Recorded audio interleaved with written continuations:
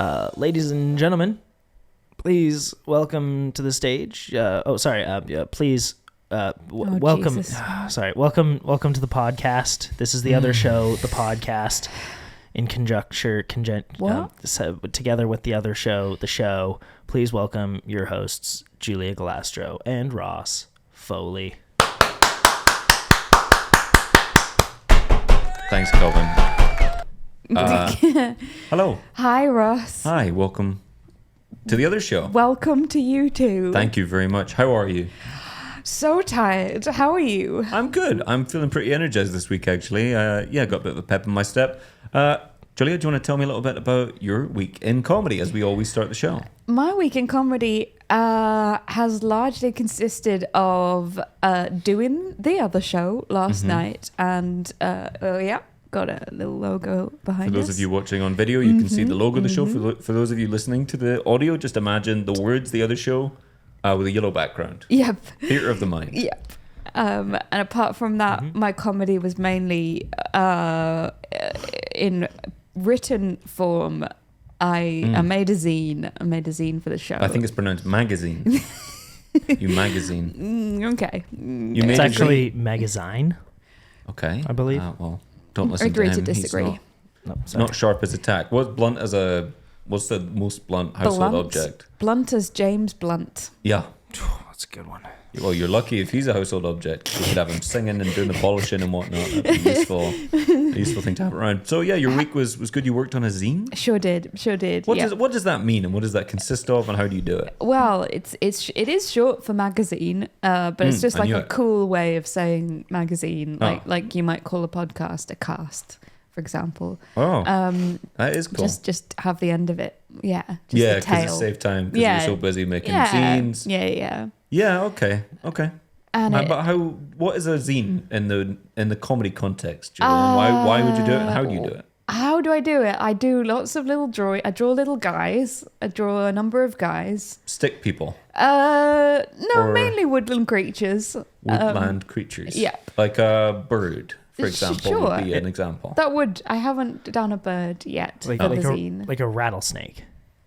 Yeah. Like two frogs, and it's comedy, obviously. So one frog saying to the other one, try this condom, it's ribbit for her pleasure. Oh! Or, did you just come up with that? No, I read it in the back of a cereal box when I was 9, and it just stayed in my head because it was, I didn't know what a condom was at that time. Condom-flavoured cereal. Delicious. It wasn't. It was Cocoa Pops. Okay. But they could probably do Cocoa Pop flavoured condoms and they would sell extremely well. I don't work in cereal marketing, but I can only guess. Yep. So you make No. You make a zine. I make a zine. Which is short for magazine I made. Yep. And you get one with every ticket to the other show. One of the many reasons to come along to the live show. That's wild. So they're not just getting a great comedy show, they're also getting a free magazine. They sure are. And they have their choice of magazine. They can pick Walk Car Magazine, Top Golfer, or the one that you made. And we'll guarantee them a copy of whatever magazine they want.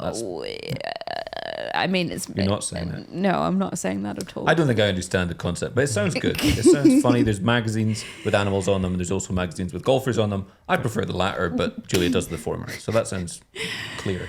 How about your week in comedy, Ross? How's it been?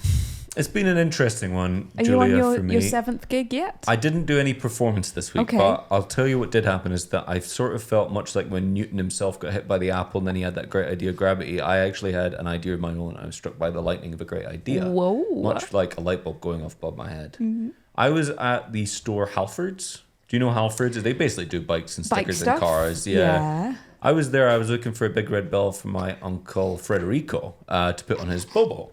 My family, the Foley family, we call bikes bobos. It's short for Bogart or Humphrey. We call them Humphrey sometimes. Nobody knows why. It's kind of apocryphal, but we call bikes bobos. Okay. And after Humphrey Bogart, the actor from way back when. So I was looking for a big red bell for Uncle Frederico's bobo, and I had this idea. I was thinking, what's the biggest event in the world? Easy. 3, 2, 1, Tour de France. Oh. No, 3, 2, 1 again, Tour de France. Everyone say it. Okay. 3, 2, 1, Tour de France. Tour de France. Biggest event in the world is Tour de France. That is the place with the greatest opportunity for success because that's the thing that the most people watch every year is the Tour de France. And I'm thinking, my comedy career, if I'm honest, been doing it a year, gone okay, like for a small place like Scotland, but I'm not catching fire like I'd like. and I'm going around Halfords and I look at the bobos and I suddenly think one thing I could do is piggyback, as they say, which is also a bike thing, so that's clever and funny, off the biggest event in the world, the Tour de France. And I'm thinking I will follow the Tour de France on my own bobo, and I'm imagining a big fuchsia bobo, like twice as big as a usual bobo, like a big Bogart. Whoa. Huge, because it'll be quicker that way. And I'm going to follow behind with my little microphone set, and I'll do jokes. And then that will pick up the spirits of the bike riders, the athletes, but also it will get me out there on TV in the most televised event of the year every year, the Tour de France. I'm going to call it the Tour de Funny. Because I'm going to go behind and do jokes. And it won't just be bike jokes. It'll be jokes about France and, they're eating so many snails here. It's weird. They go quick. You would think they go slow because all the snails they eat. Everyone laugh at that. And so that's good for the rider's confidence. Only downside, of course, is that I'm going to have to get super fit so I can keep up with the bike riders on the mountain stages. And be telling jokes at the same, because a lot of them are not speaking at all as they labour up those. Yeah. Yes, than the professional athletes. So I don't know if you've followed the controversy around the Tour de France, but a big part of it is that a lot of these riders are taking anabolic steroids, which is basically a way to make your body go quicker. Much like the opposite of us now. So I'm going to start bike training the next couple of weeks once I can afford a fuchsia bike, or a fuchsia Bogart, or a fuchsia Humphrey, as I would say. But in the meantime, I have started taking a pretty significant dosage of anabolic steroids. I feel great. I feel energized already. It's been a week and I already feel much more stronger in my biceps and even in my leg muscles, although I do feel cold all the time and I haven't been able to keep food down. But I think it's going to be great. I didn't know you spoke French. I do speak a little bit of French. Oui, je parle un petit peu français. Oui, oui. Oui, bonjour. Cobin, who I should introduce. Cobin is my unpaid intern / student. Yep. Cobin, you, as a Canadian, do you speak French? No. Huh. Okay. Est-ce que vous comprenez le français, Cobin? They tried to... bonjour. Hello, bonjour, oui, oui. Jamapple, Cobin. Je pense Cobin ne comprend pas l'anglais. Which is all French joke. I didn't get it. I'm sorry. Yeah, no, I know, because you don't speak French unlike everyone else around this table. No, in Canada they were like, "Hey, do you want to learn English and French?" And I you went, pronounce nope, you pronounce it Candida. Is that the correct local pronunciation? Candida? Yes. Candida. Yes. There's a D side of D. Like there's two Ds. Like the yeast infection. Candida. I didn't know that. Yep. Okay. Mm-hmm. Oh, the country is named after the yeast infection. That's an interesting thing. Or is the no yeast one knows infection that, named after the country? A bit of both, actually. Chicken egg. Someone the first person to go to Canada, walked up from the US and went, oof, that's a lot of yeast. And then went, actually, I am itchy. Yep, now it's cyclical. Interesting. That's how the country started. Yeah. Wow. There's a lot of funny Canadian comedians, isn't there? I mean, Tom Green, really, really funny. Caroline Rhea, very, very funny. Russell Peters? Russell P. Tears. P. Tears, yes. Is that the name, or is it Russell? Is it Peters all one word, or is it Russell P. Tears? Well, the Russell and the Peters, they're actually hyphenated, so you got to say them back to back. It's Russell Peters. The Russell and the Peters. Russell that's like Peters. the rough and the smooth. You got to take the Russell with the Peters, don't you? Yes, in life. yes, absolutely. And I'm going to be a great Canadian comedian one day, hopefully soon. Hopefully within the next 7 to 12 years. I see it for you in maybe 50 gigs. years. Thank you for believing I'll live that long. How old are you, Corden? Cobin. I'm 26. 26 years young. So you're following behind me a little bit there, kid. Yeah. I'll catch up one of these days, I suspect. Julia, how old are you? That's the question we should ask all of our guests and hosts. Should we? Mm-hmm. I'm 37. 37 years young. So you're double-ish Cobin's age. That's how that works. Yep, roughly speaking. I'm no How about mathematician. you, Ross? But also, Ross, please don't get maths wrong on our podcast. No offense. No, I'm no 21. incorrect math. You're 21. 21. I'm just basically a spry. I've just basically come out of, I nearly dropped my pencil. I'm just young. You just, I guess the steroids maybe taking a toll. What do you mean? Are you suggesting I look older than I am? You look withered. Oh, I've been smoking cigars really 7 times a day since I was 14 or 13 even, so that's probably done something to my old that will make metabolism. you fit in with the French. This is correct. Yeah. Are the French people? For me, it's an unequivocal yes. Julia? Yeah, emphatically yes. Good. Okay, Yeah. gotcha. Okay. Just had to check. Yeah. Just making sure. Okay, really working your way around the map with that question, which continues to be deeply offensive. Thank you, Cobin. It's Cobin. Is it? Giulia. Yes, Ross. One of my favorite bits about our podcast so far has been when you use your great technical expertise about comedy. And we should say for first-time listeners, Giulia is a professor of comedy. Professor of comedy. That's me.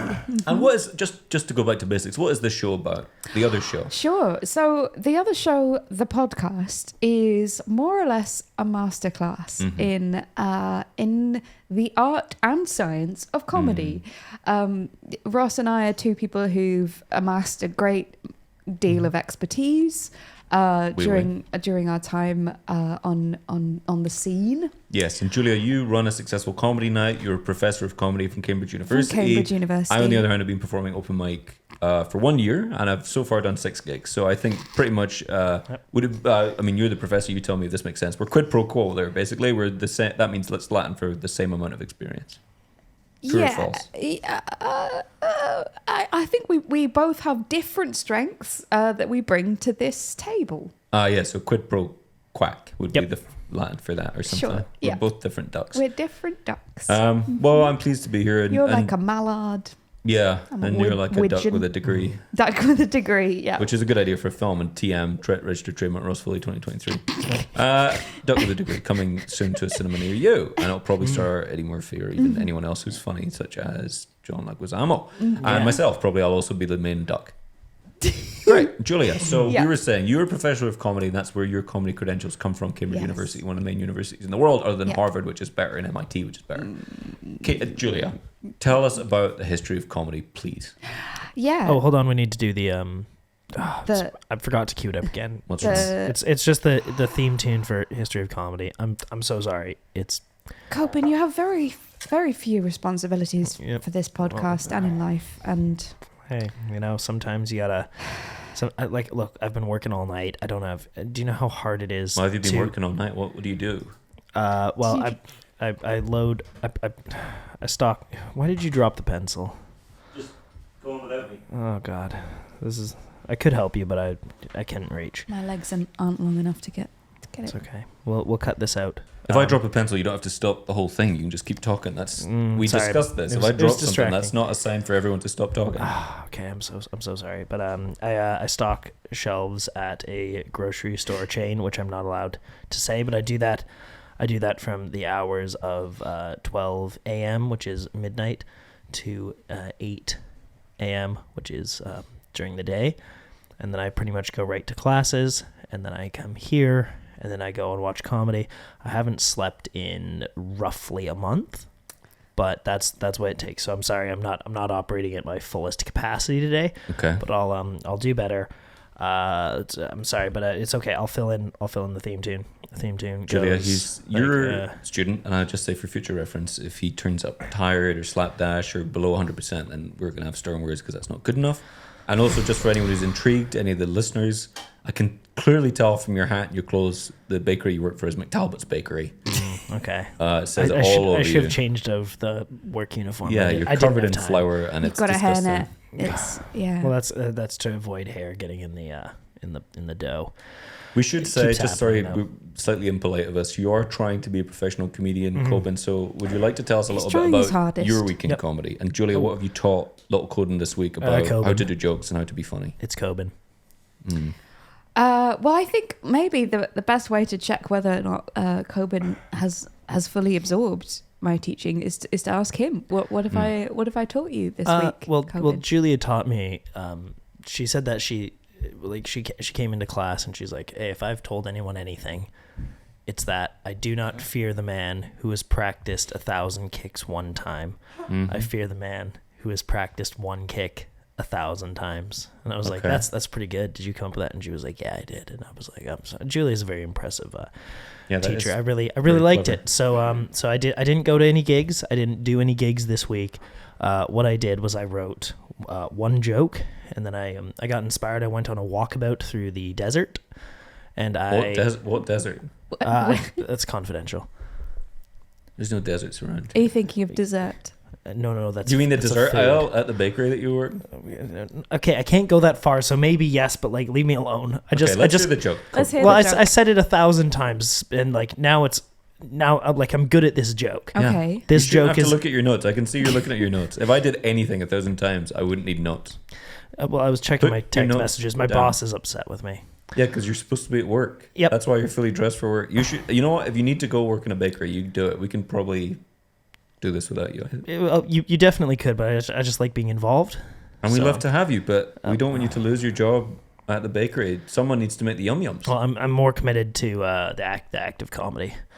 Hence why I said one joke 1,000 times. Let's hear it. Let's hear it. Stop beating around the bush. Oh, you have tinnitus?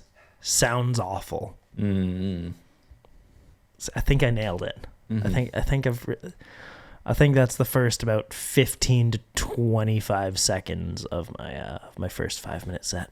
Oh, you have tinnitus? Sounds awful. Sounds awful. Yeah. Sounds awful. Yep. Yeah. Yeah. Do you get it? Yeah. In a manner of speaking. Okay. Well, I'll go practice it another 1,000 times and I'll check in next week. Maybe. Sometimes it's good to have 2 kicks. You could argue, as good as your quote is, your original thought. And sometimes you might try a kick and realize that kick is not the kick Yes. to invest your time Well said. in. Yeah, that's okay. So I think we have a pretty good sense of how Cobin's week went in comedy, and we'll just swiftly move on from there. 6 out of 10. 6 out of 10, I'd say. You shouldn't score yourself. That should be clear.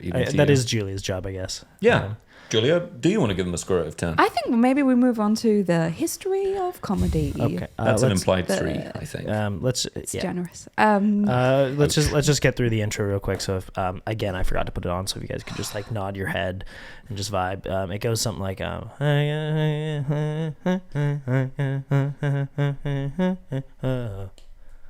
does it go like that? Yeah, it I does. thought it sounded more like a sort of lute. What? We had it in the first episode, and it was more like a sort of really good. lute, like a medieval. Nope, I think that's wrong. Give me the loot. Give me the loot. Mm-hmm. Yeah. Ah, yes. Biggie did make it. That is true. Mm-hmm. The history of comedy, and 3, 2, go.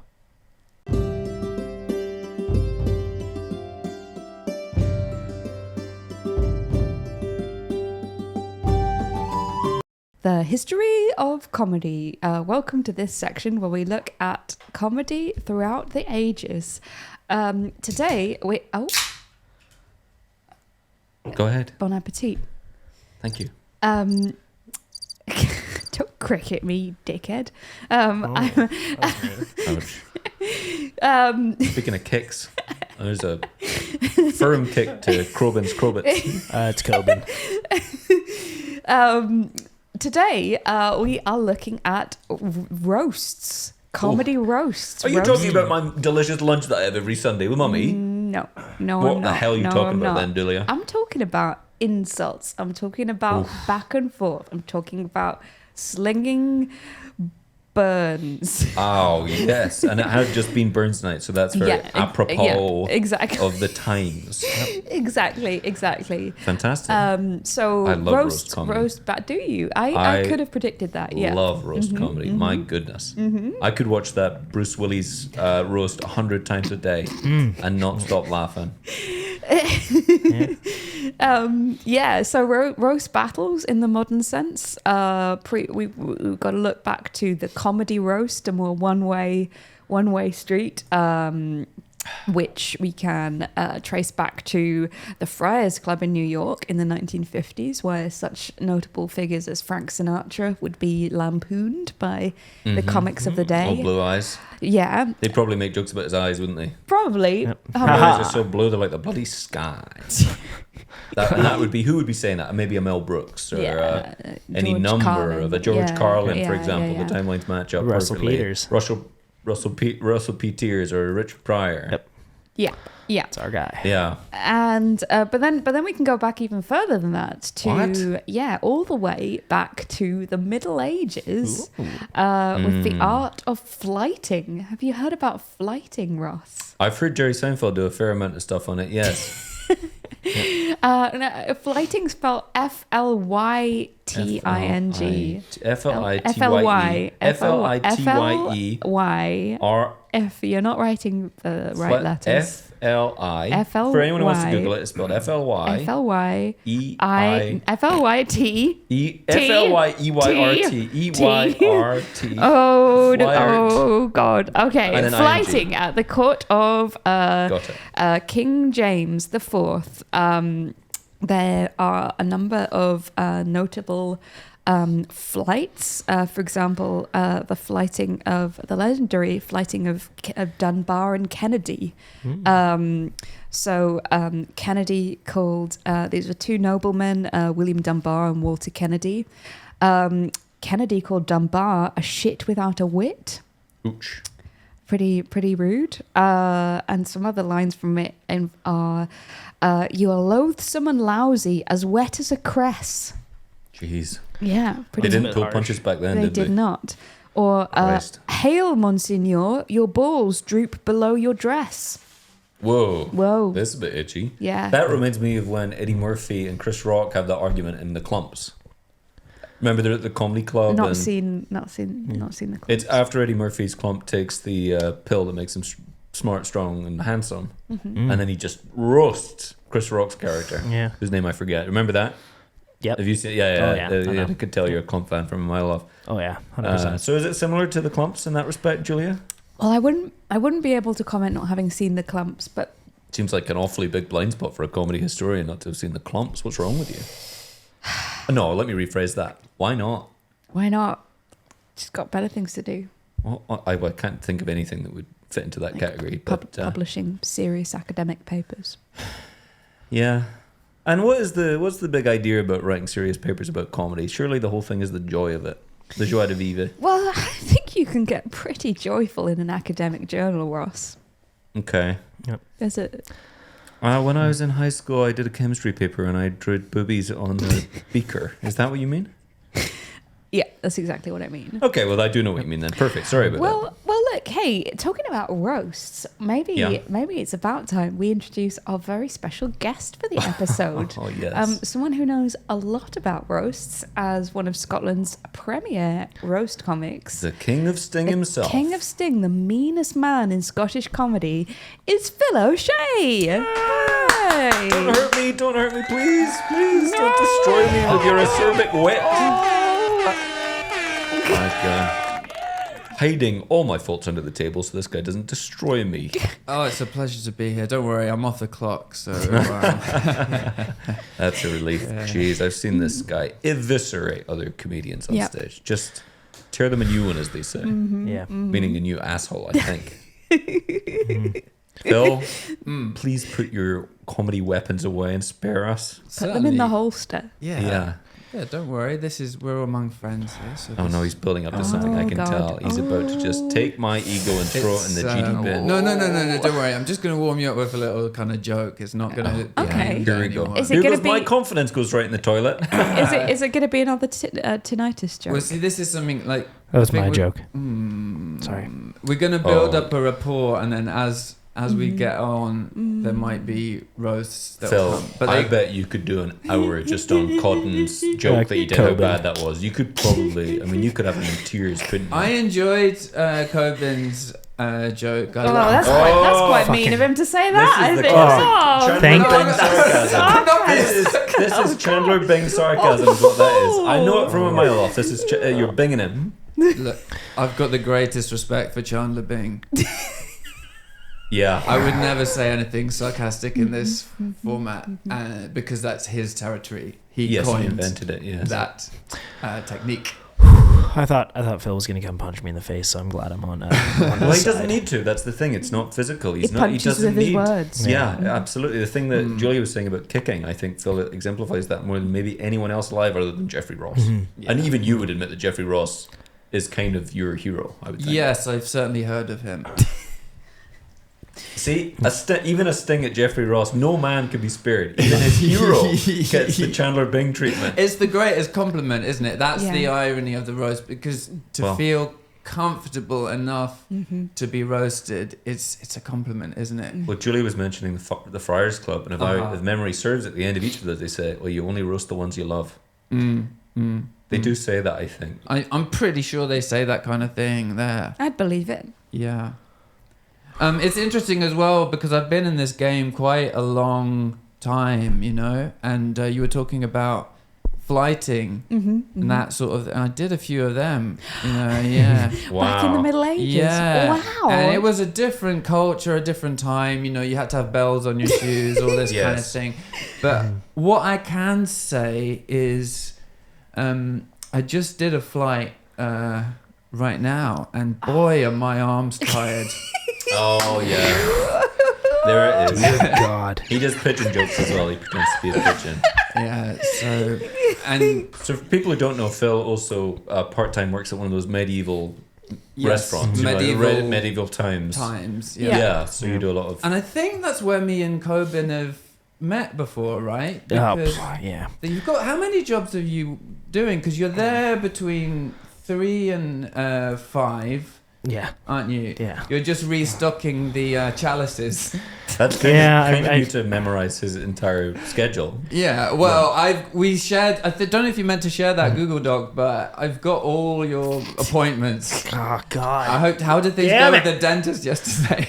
Badly. They said, "Hey, you owe us some money," and I said, "Why?" And they said, "Because your teeth are bad." And I was like, "Oh, okay," because I broke a tooth the other day. Uh-huh. Yeah, I was. They didn't fix it. No, because it was too much money. So, and they also were just like, "What are you using it for?" I hope that wasn't from the jousting incident, because I know you sometimes they call you in to step in as a jousty. Yeah. Who's your dentist, Cobin? Name and shame. Oh my God. My dad. I don't know if I can put it on. His name is. Oh yeah, he's bad. I can see why bad, you have to. I can see why it's quite a rude name as well. Like, notably not very good at his job. I bet his arms are tired. Weird to have so many rhymes in the name of the dentist. Yeah. It's strange. It's not my favorite thing, but you know what?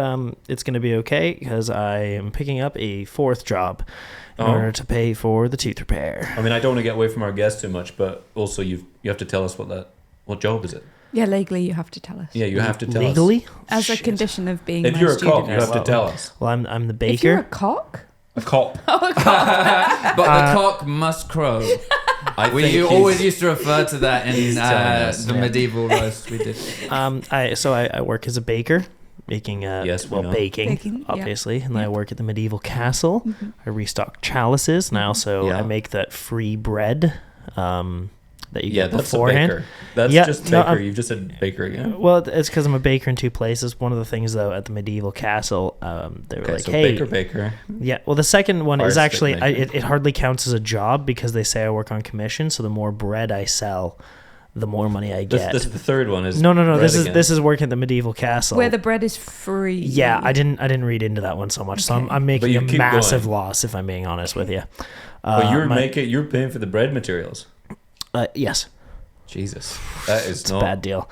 Clever. Yeah, and then for about an hour and a half every day, I'm a lollipop man. Okay, well that's a proper job. Mm-hmm. Good for you. Thank you. I'm moving up in the world. Lollipop. And then the 4th job is a lollipop man, but the kind that stands behind the counter and gives kids candy. Where? At the candy shop. Oh, I tell you, all those lollipops. I bet your arms are tired.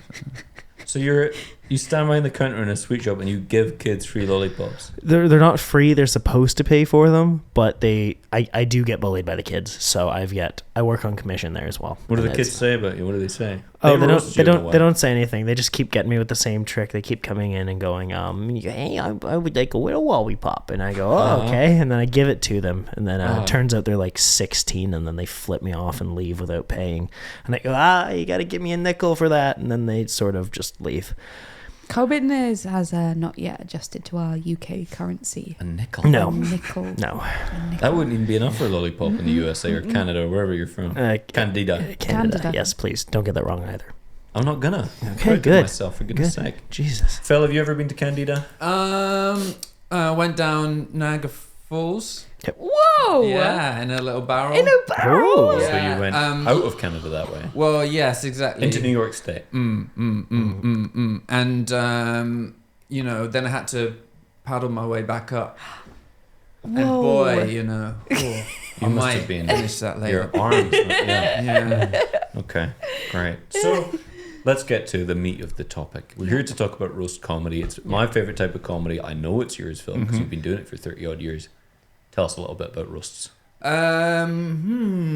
Let's get into it. Agreed. I'd say it's about time. I totally agree. I think that's basically what I just said. Well, as I say, it's got to be done with love, and like baking. Yes, it's very much like baking, actually. Oh, I know a thing or two about that. Yeah. Sorry, that was so rude of me. That was disgusting. God, I'm so sorry. Phil, you have to roast him. Come on, he's asking for it. I'm Phil, scared. I'm begging you to roast him. I want him to do it, but also I don't want I'm to be held afraid responsible. I do love Cobin, and I want him to know that. So I'm just putting that out there so that maybe later in the show we'll feel comfortable with a roast. Because I think it is important to emphasize that these jokes, they come from a place of love, and often they reveal more about the teller than the telly. That's interesting. So if I'm Pete Davidson and I'm roasting Bruce Willis, and I say, if I wanted to see Die Hard, I'd wait to see when you do jokes later on, because you're going to die hard. That is actually a joke about Pete Davidson. It's coming from insecurity, isn't it? And that's the biggest joke of all. And as a student of Carl Jung, I think that might have been where I actually met Cobin. Pete Davidson was studied under Carl Jung. Well, no, we all do. If we live in this culture, you learn a lot of his ideas, and it's about shadow work. And Carl basically. Jung wrote Rush Hour 1 and 2. Yeah. He's a big Jackie Chan collaborator. But in his kind of psychological work, the idea of projection's quite important. And what's happening, I think, a lot of these roasts is you're projecting your own insecurities onto someone else, and it wouldn't surprise me that if you have to go after someone's skills, it says something about your own skills. So if I'm a medium height man, maybe I'm Paul Rudd, medium height man, and I'm at the roast of Shaquille O'Neal. This is a totally fictional, theoretical roast. They could never roast Shaquille O'Neal; he's too expensive. But if I'm Paul Rudd and I say Shaquille O'Neal is so tall, the planes even fly under him. That joke is because actually Paul Rudd is really tall? Yes. I understand. Yes. Okay. I would also say that even though Shaq is much taller than Paul Rudd. There's a physically. But there is a not nuance emotionally. here. There's a nuance and an ambiguity that I would like to highlight. Once we start talking about flight, it's a very useful area of comedy to get into, and because of being high in the air, like Shaquille O'Neal. and you can imagine yourself, for example, saying, I've just flown in. It conjures up an image of, we assume using our cultural context that you mean in a plane, but if you were to say, I just flew in and boy, my arms are tired, already we're imagining another world, a world in which one flies much like a bird. A bird world. And that's quite beautiful in its own way. Is this still part of you roasting me? Because I'm gonna be honest, this is hurting a bit. I didn't think you'd cut this deep. Lou, I think you might be reading more into that than there was. Oh shit! Okay, I thought you were going to do something about the burp. Oh, the burp. Yeah. What would Carl Jung have to say about the burp? Well, something needed to get out of Cobin, didn't it? I think we... Methane gas. Yeah. So that's the physiological description. Yeah. But subconsciously, what were you trying to say to us, Cobin? That's the real question. Well, I think what you guys need to understand is I am on a lethal amount of Red Bull trying to just stay functioning Just for to this. keep awake, yeah. Yeah, pretty much. I'm exhausted. I don't even go home. I sleep in the dungeons of the medieval castle, which is just the kitchen. So then I wake up, throw some dough together, bake away. Just baking. Have you tried his bread at the castle? Yeah, it's Have you really? You've tried his bed? Bread. Oh, it's bread. Ross, I thought I'm you meant the a bed in the baker dungeon. of bread. I understand. Sorry, I have a hard time hearing R's. which is going to be a challenge at a roast or an oast, as you would know. Oh, Spot, don't make fun of me. That's really rude. Okay, I'm sorry. It's really Or don't you mean ood?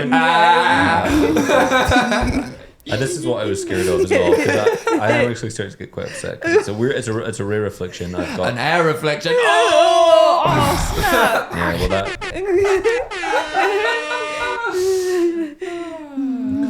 It's meant with love, though. I didn't feel like it was. Give this guy a round of applause. Give a round of applause for us, Foley. Because it sounds like butt. This is okay. Whatever. Okay. This sucks.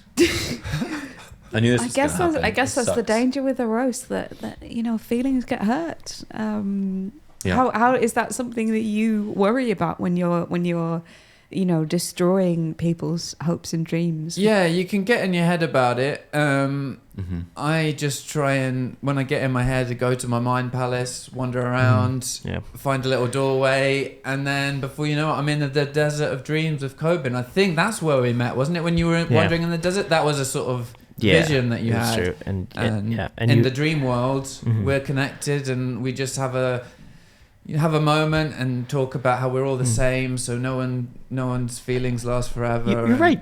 No one's feelings last forever. That's a Bond film. Yeah. Also, sorry, you're right. That is where we met. Yeah, and that's the dream. Yeah, yeah, and that's where I came. Dentist in the dream. Yeah, and that's also where I came up with my joke, because I guess my joke was a roast, because as we all know, Phil has tinnitus. So okay. Yes. Hey, Phil, I hear you have tinnitus. Sounds awful. Oh. And now you're the one who's made to feel like the victim, so we're all gonna get a turn, and it is very just hurt. So here's the question: maybe is roasting responsible? Should we ban roasting? Are you okay, Phil? Thanks, Cobin. We'll discuss it in the dream world. Okay. So let me just get this straight. You are astral projecting with Cobin. Yeah. Okay, that's just We're just clearing it up. each having an OBE, out of body experience. Oh, not the night hoodie thing. Oh, that's weird. It's the same acronym. That's weird. But we do work in the medieval world, and we are knights in there. Well, he's a baker. Yeah. And that's our new podcast that me and Cobin are doing. It's called Nights at Night. Boogie Nights. Nights at Night. Yeah. The Baker and the Brain. Well, we don't want you experience. promoting other podcasts on here, especially ones that God, I'm no so doubt sorry. are essentially unlistenable. But It is true. Yeah. It is true. No one likes it. no. Well, I've heard none of it because it's just... Yeah. Well, because you're tinnitus, Yeah, you can barely hear Right. anything. I Yeah, guess it will be absolutely. recorded on like medieval equipment too. So Yeah. it might We be. speak into birds and then they squawk it back at us, actually. Okay, I It's don't know what sort of archaic at weird best. silliness is going on here. But Phil, you think you and I can maybe bond over our hearing afflictions? I don't hear the letter R, and you have tinnitus. So what's all that about then? Well, yes. I mean, we've all got ears. Most Well, of us. that's some Oh, of that's us. fair. That's true. We actually all have headphones on right now, so we don't know if we have ears. Mm. Do we Yeah. just all at once just want to like just check and make sure we all have ears? No, Okay. I'd rather it remained a mystery. absolutely. Okay, sorry. I trust you all with But my thanks for your contributions, Cobin. Yeah, heart. Glad which to is a hear. polite way of saying make fewer of them. Is that correct? I'd say that's correct. And this is a great example of subtext. You know, there is very nuanced communication sometimes. It's not all about the word, is it? It's about... It is. Hmm? It is all about the words. Read a book. I mean, not that I do, but I've heard people. Jeez. Sorry. Isn't there a way to mute? There is mute literally a yourself? cough button. There's a Yeah, I'll work that out. Sorry, I'm a little sick. Julia, can I steal a Coke just to like clear my? clear my no, these are mine. Okay, sorry. Phil, let's Yes. get back to our guest, because that's what we're here for. Tell us, who's the funniest person you would like to roast? Or let me rephrase that. Who could you be the funniest about roasting, do you think, in the history of all time? All historical figures are on the table. You can roast anyone. From Charlemagne to anyone else. JFK. No, you can't do JFK because that'd be offensive. Yeah. He died, for God's sake. Have a lot of respect. So did Charlemagne. He lives on. I would like to take us back to ancient Greece. Oh, okay. Julia's always going I'm on listening. about this too. Yes, so I'm sure we're all aware of the philosopher Socrates. Oh, what a cunt. I've heard of him. Don't swear Sorry. at Socrates, for God's sake. We were very clear about swearing about specific historical figures. Yeah, we were also clear about the math thing, but you seem to... I'm sorry. I'm so tired. I'm lashing out. See this? If you're too tired to speak, don't speak. Go in the dream world. I'm gonna have a little chat with you in there, Cobin. Okay. Right. Phil, you were talking about the ancient philosopher Socrates. Yeah, so Socrates, I believe, because he was provocative in the Agora when he would talk to people and ask them about their concepts of justice, etc. He'd point at them. Yeah. He'd point them right in the lapel. Yeah. He'd say, you listen to me. I'm trying to tell you about justice. Yeah. Bing, bing, bing. Exactly. He was provocative. He was very... Like a gadfly. He was. He described himself as a gadfly. The gadfly of Athens. And I said to him, well, you've been flying around all this time. Yes. I bet your arms are tired. But he said, flies don't have arms. And he pointed at you right in the lapel. No, but I mean, it was new to him, so he loved that. I mean, you asked this as a sort of rhetorical hypothetical, and I answered as if it had actually happened, because it did happen in my dream. In your dream world, and that's just as valid as this world, physical world.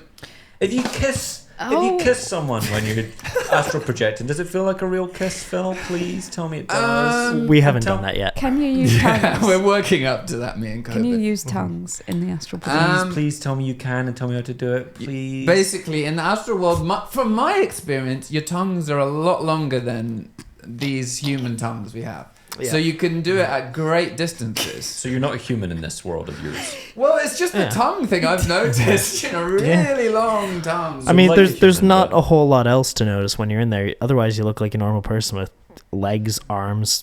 I know what a person looks like. Don't list all the body parts. Phil, so you would go up to Socrates and you'd say, give us a big kiss. And he's got a really long tongue. And then you'd say, arms like these, you must be tired. Yeah. That's your dream, is it? I'd say to Socrates... what a beautiful tongue. And he would say, can I hold it against you? And I'd say, yeah, you could envelop me in it, wrap me up in it. Right, so it's mostly sort of kinky stuff in this projection world of The yours. Greeks were known for it, weren't they? Yeah. Julia, if I can be your question master as well, who would you like to roast historically? Oh, because you love history. That's true. That's true. Who would I love to roast? Maybe King Henry VIII. Yes. Yeah. Absolutely. He was something of a gadfly. He's got so many wives. Too many, I'd say. Yeah. That's good. So you've already written jokes. Big square body and little spindly legs. Oh boy. Mm-hmm. That is good. Phil, have you got anything to add on Henry VIII? One of the most lampoonable figures in history, no doubt. Just imagine the context. Sorry. Cobin. The context is... I got bells on my head, emanating from the Justice Cap. We've paused the feast. The proceedings have ceased. Yes. For a few words from the fool. Yes. I approach the lectern. Everyone's full of hog's eye. Everyone's eating their fill of hog's eye and jellied eels. They're drinking the mead. Classic banger. I think he's actually nailed it. That is the tune for history of comedy. Sorry. Yeah.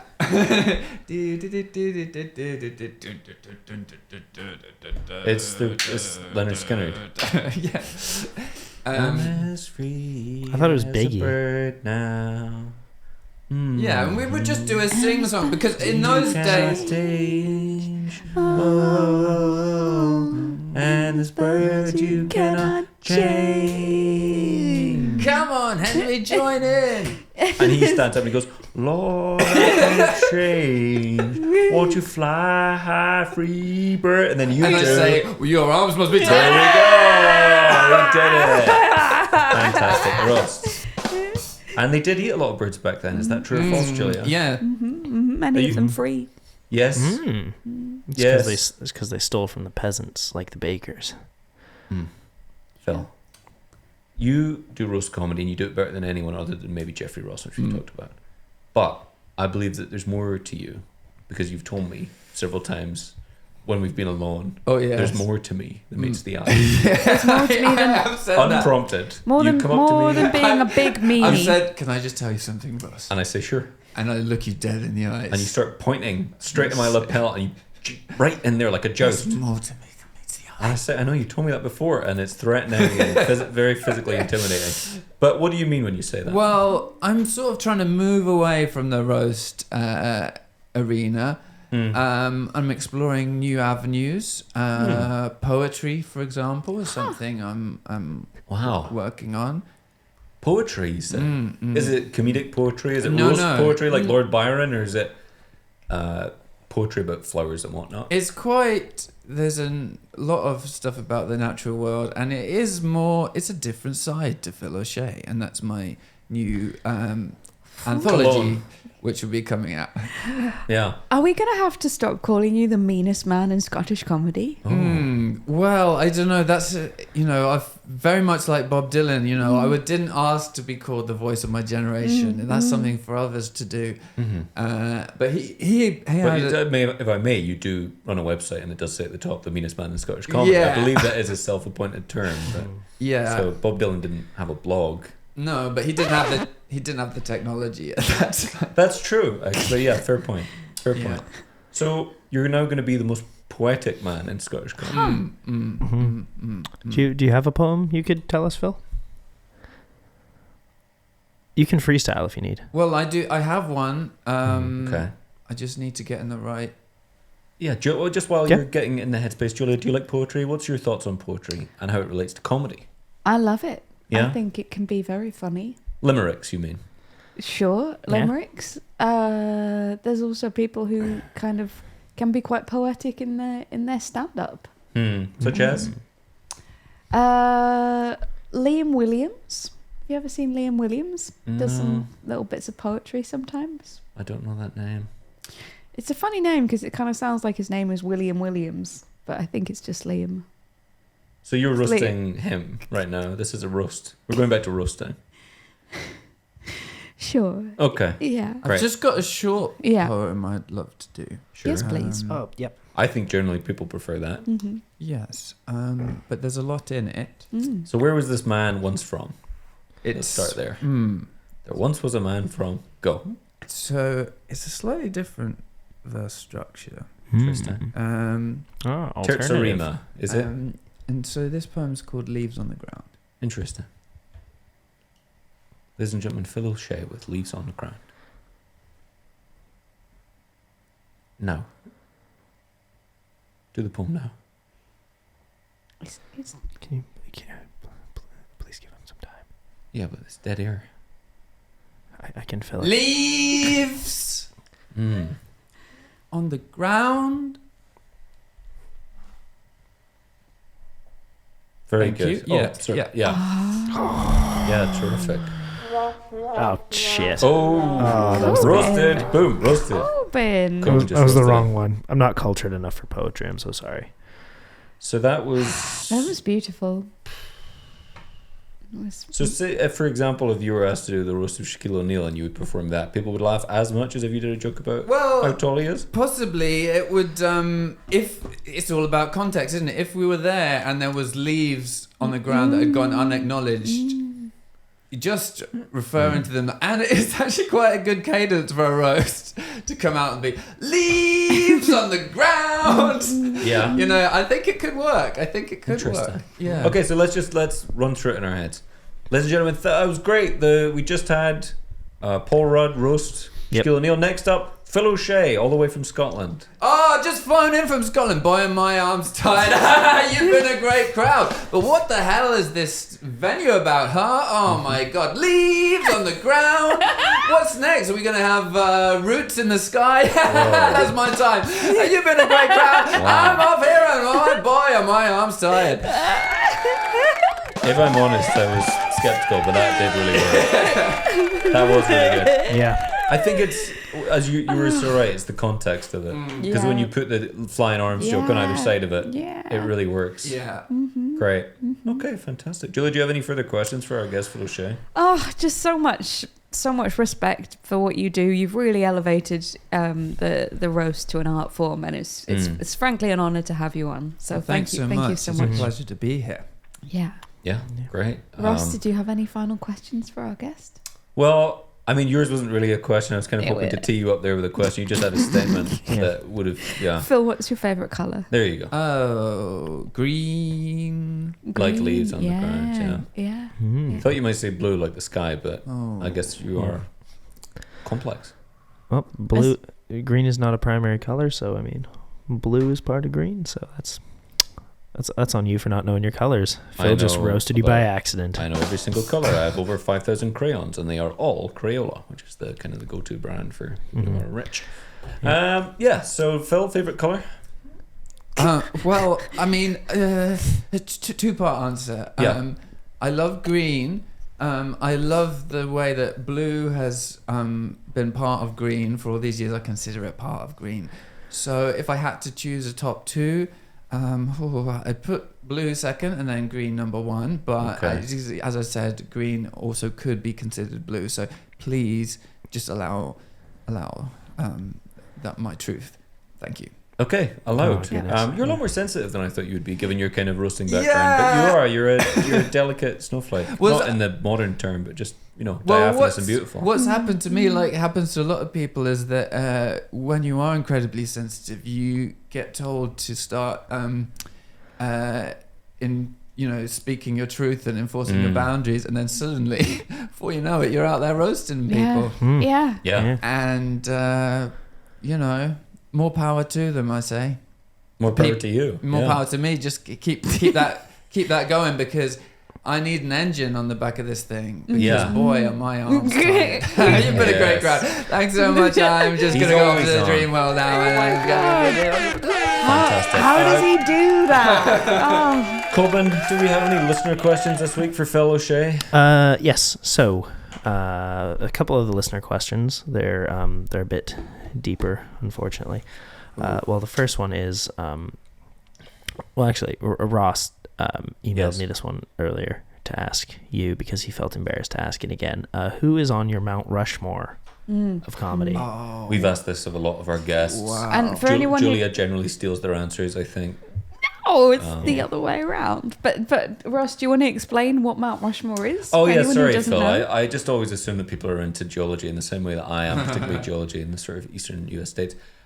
Basically, it's this incredible thing where these mountains form naturally over many thousands of years in the faces of what would then go on to become famous US presidents. It's a remarkable coincidence, and that's why it's such a big deal for Americans. Teddy Roosevelt, for example, is one of the rocks. So people in the vernacular use it to mean who would be your favorite 4 people in any given category. Like, for example, if I said, who is your Mount Rushmore of cycling, you would say Lance Armstrong and 3 others. Who is your Mount Rushmore of comedy, if you understand? I can go through it again if it's difficult for you. No, I'm just getting an image. Okay. It's carved into the very living rock. Okay. It's Mr. Bean. Yes, of course. To his immediate left. Yeah.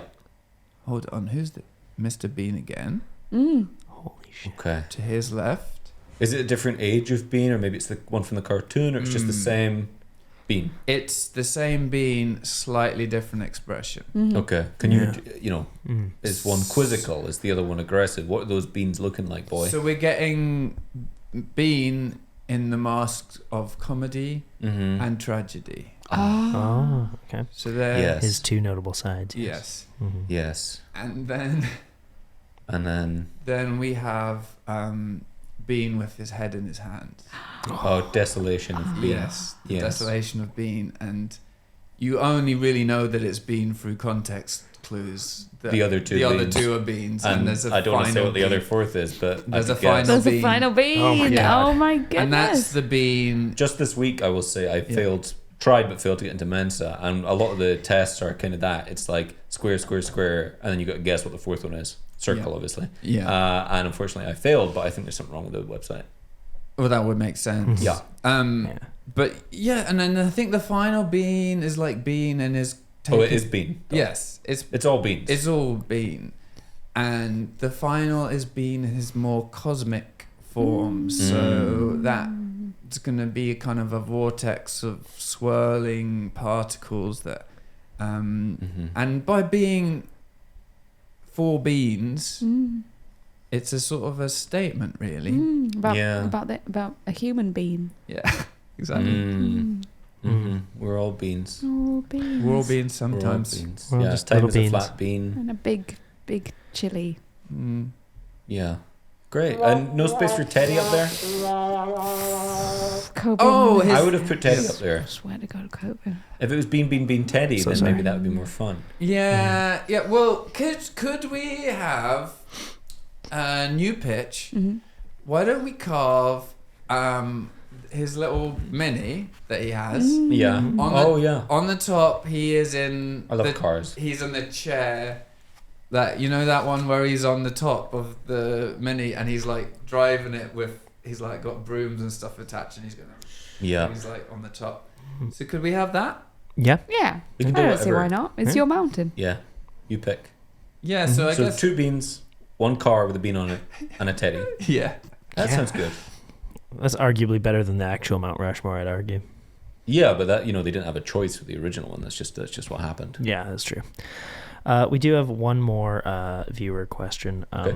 This one's anonymous, which is kind of a shame, but it's from someone who says, how do you tell your double act partner that you think they always have bad ideas and that always asking them to pie you in the face with cream pies is stupid and dumb because a fruit pie with a colorful fruit like cherries or raspberries or Saskatoon berries would have a much better effect on the audience because everyone likes bright colors, but even still, you'd rather... No, where did I lost it? Sorry. Oh my God. But I think Julie has a question, Cobin, if you don't mind. this is aggressive. This gets pretty harsh, actually. Yes, Julia. I just can't help but notice that you made up a berry in the middle. Saskatoon berry? Nope. No, it's real. It was very clear to me who came up with that, and it wasn't an anonymous person because nobody else would say Saskatoon berry other than someone from Candida. Is that your own personal berry? Well, I'm not in a double act, so this couldn't possibly be me. I was worried for a minute that it might be my comedy partner, and I heard that berry, and I thought that's got Cobin written all over it. It's unfortunately not me. Look, I'm more of a solo act right now. But yeah, I mean, also that question goes on for like 3 more paragraphs. And it ends with, and that you'd rather completely scrap pies from your routine and move more into observational dark comedy, just like my heroes back in America. I wish I stayed in America. Okay. That's not me. I'm Canadian, so. Right. Yeah. Why don't we try and cut through to the meat of that question, which is... how do you feel about cream pies? I James? think it's really funny to get a pie in the face, and I believe now this is real. Like, there's a guy called Fred Carno who was a sort of impresario who seems to have popularized the old pie fights, and I think what an innovation. I think we should keep. Me and James do them from time to time. And we should say James was our guest last week. Yeah. This is James McIntosh, who is your comedy double act. In addition to being the King of Sting Roast, you're also part of James is basically Mr. Bean based physical comedy. Yeah, we do physical comedy very much in the tradition of Mr. Bean, and we have a great time doing it. They are called Soup Group. Yes, if you want to hear more about physical comedy and how you can still do Mr. Bean and you're allowed to do that, go back and listen to our last episode with the very funny James McIntosh, who talked all about the rules of physical comedy. Go back and listen to that episode, and also come along to the live show where Soup Group are often featured. Yes. Yeah, there was. I would just like to say that Phil has been much nicer to me than James was, and I appreciate that. But the impact of what Phil has said will probably hit me several hours from now, and I'll regret this statement. I guess it's also like, boxers have to, because their hands are like deadly weapons. They have to be very careful about how they use them. Yeah, I guess that's kind of the case with Phil's roasts. Phil would only roast someone who he knows can take it. Yeah. A kind of Yeah. Shaquille O'Neal type. Yeah. And if there's leaves strewn all over the floor, you've got to acknowledge them. You can't just... Yeah, you can't just leave them. Yeah. Yeah, absolutely. Uh-huh. Can we just end on one final question for Phil? And Phil, this one comes from Daisy from Essex. And the question is, who do you think could beat you in a roast battle, hypothetically?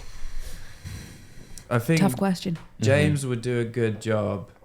He is quite merciless in his assessments. Yeah. Yeah, well, he did some of his Dragon's Den stuff last week, and it was very cutting. Yeah. His Duncan Bannatyne character is... I could Savage. see how that would be savage. Yeah, absolutely, yeah. Absolutely mad. He was steam coming out the ears, red in the face. And he didn't take too kindly to Corbin. It was fair Corbin. to say. He, at one point, threatened to physically assault him, which I think... Sorry, It was justified, but it was... I would say that is justified, but Phil, what's funny about that? I don't know. I was just imagining it and something to... It's maybe not best to analyse laughter too much. Sometimes We could talk about that off. something just hits you and you're like... I don't know. Okay. Great. Okay, and that's all the questions we have for That is all Phil the O'Shea? questions, yes. Phil Okay, O'Shea, great. did you have anything you wanted to plug? Anything coming up that you want our listeners and viewers to go along to? Well, yes, please do look up Soup Group on the old socials. We're at Soup Group Comedy, most places where you could find us. And we have a show coming up at the Glasgow Comedy Festival at the Stand Comedy Club on the weekend of the 25th and the 26th of March. And 2023. Yes, and it's a family-friendly physical comedy show, so you'd be very welcome along to that. You won't be hearing any of Phil's savage roasts, I would Yes. imagine. at Well, that show. Actually, I have heard that sometimes during kids' shows, Phil just crosses over personas and He just picks he'll be one doing something kid. quirky. Yeah. And then, Yeah, the most vulnerable looking kid, and he just goes on it for 30 minutes. yeah. It's a very nice, friendly, fun time. I'm also involved Most of the time. I'm Unless you're that one kid. Gee willikers. I'm also involved in a project that Ross is heavily involved in as well, which is called Future Masterpieces of Theatre. Ooh. And we present exciting... Oh, I thought you were talking about Acorn Aware. Oh, yeah. Yeah, I mean, Phil, we should say Phil and I are involved in it's really a charity, Acorn Aware. Just to let people know you can eat acorns, you can pick them off the street. You can just have to cut through the shell and then you eat them, and it's called Acorn Aware. Look us up, acornaware.org. yeah. At the moment, it's just me and Phil trying to get off the ground, but please do check out Acorn Aware. And if everyone could just eat acorns, they're there to be had. They're there. Ride your bike, pick up an acorn. Ride your Bobo. Ride your Bobo, ride your Humphrey Bogart. Just go put them in the basket. Or if you're lucky enough to have panniers, put them in the panniers. Please do eat acorns. That's basically the message of Phil and I's charity, Acorn Aware. And if you'd like to hear more about Future Masterpieces of Theatre, currently our only web presence is a Facebook page called @Future Masterpieces of Theatre. So if that intrigues you, why not check it out? You never know. You might just find an acorn there. And we do a lot of talking about the acorn stuff. It's supposed to be a comedy show, to be honest. We don't really get to the comedy very often. We end up talking about, it's just really me and Phil talking about the acorn thing. Yeah. It's... A lot of squirrels in the audience. Yeah. A lot of squirrels in the audience. So yeah, please do come along to all of the things that Phil is doing. He's very, very talented in many ways, and we've just showed you a few of them today. And then the last thing is please come see the live other show. Yeah. Yes, it's a show. The next one is going to be on the 11th of February. We've got a pretty sweet lineup already cooking, and there'll be a little zine for you. Which is short for magazine. We know that now. For magazine. And yeah, the last one was super fun.